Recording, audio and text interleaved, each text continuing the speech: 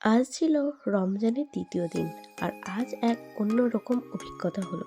খুব সকাল সকাল স্নান টান করে রেডি হয়ে গেছিলাম এবং বাবার সাথে বেরিয়ে পড়লাম ট্রেন ধরার উদ্দেশ্যে। কিন্তু ট্রেন ধরতে গিয়েই হলো এক কাণ্ড।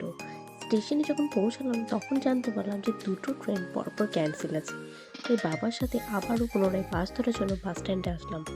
এসে বাসও নেই, তাই টোটো অটো করে অনেক কষ্ট করে পৌঁছালাম নবদ্বীপ এবং সেখানে পৌঁছেই চলে গেলাম এই দোকানে।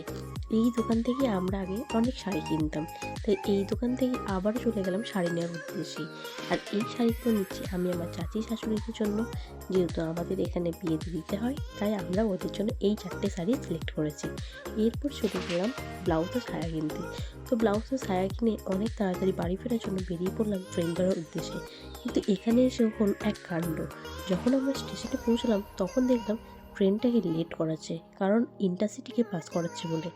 তো এখানেও আমাদের অনেকটাই লেট হয়ে গেল এবং আমাদের আরও টেনশন হচ্ছিল হচ্ছে আমরা ইফতারি করবো বাড়ি গিয়ে। তো বাড়ি প্রায় 5:30টার দিকে পৌঁছলাম, আর পৌঁছে দেখলাম মা এই ফলগুলো কেটে রেডি করে রেখেছে।